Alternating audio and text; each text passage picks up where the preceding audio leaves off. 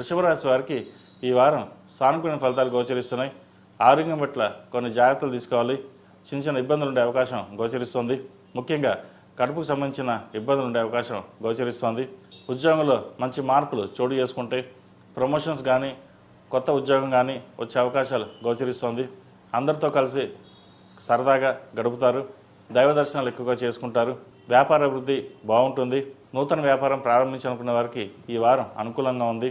మంచి లాభాలు ఉంటాయని చెప్పచ్చు. అలాగే స్థిరాస్తుల విషయంలో జాగ్రత్తలు వహించాలి. వాహన కొనుగోలు ఉండే అవకాశం గోచరిస్తోంది. శుభకార్యాలు ఘనంగా నిర్వహిస్తారు. బంధువులతో కలిసి చాలా ఆనందంగా గడుపుతారు ఈ వారం. ఏది ఏమైనప్పటికీ ఈ వారం వీరికి అనుకూలంగా ఉందని చెప్పచ్చు.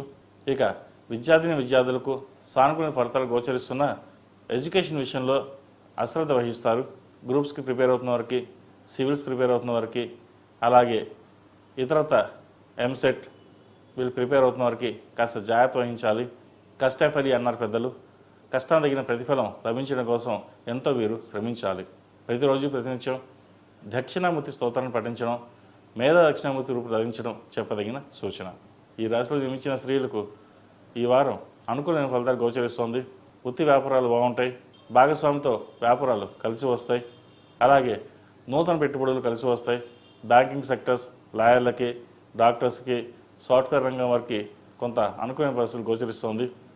ధనాన్ని అధికంగా ఖర్చు పెట్టకుండా ఉండడం చెప్పదగినది. వచ్చిన ధనాన్ని సేవింగ్స్ రూపేణా చేయడం చెప్పదగినది. బెట్టింగ్స్కి, స్టాక్ మార్కెట్స్కి దూరంగా ఉండాలి. అందరికీ కాదు, కొంతమందికి మటుకే. బెట్టింగ్ వ్యవహారాల మటుకి అందరూ దూరంగా ఉండడం చెప్పదగినది. మోసపోయే అవకాశాలు ఉన్నాయి.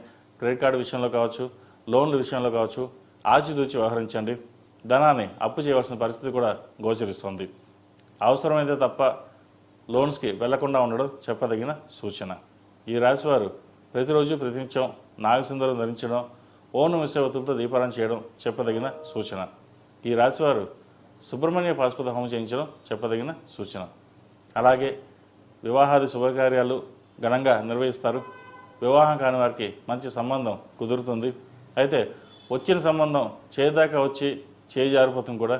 అది ఇంట్లో వాళ్ళు కావచ్చు, బయట వాళ్ళు కావచ్చు, మీ మీద దుష్ప్రచారాలు చేసి సంబంధాన్ని చెడగొట్టే అవకాశం ఉంది. కాబట్టి ప్రతి విషయాన్ని మీరే క్షుణ్ణంగా పరిశీలించుకుని ముందుకెళ్ళడం చెప్పదగిన సూచన. ఈ రాశివారు ప్రతిరోజు ప్రతినిత్యం ఓం నమః శివాయతో దీపారాయణ చేయండి. అలాగే మంగళవారం నాడు ఆంజనేయ స్వామి వారికి ఆకుపూజ చేయించడం చెప్పదగిన సూచన. ఏదైనా పని మీద బయటకు వెళ్ళేటప్పుడు శుక్రవారం కానీ ఆదివారం నాడు కానీ వెళ్ళండి, మంచి ఫలితాలు ఉంటాయి. ఈ రాశిలో జన్మించిన వారికి కలిసి వచ్చే సంఖ్య 5, కలిసి వచ్చే రంగు తెలుపు. తదుపరి మిథున రాశి.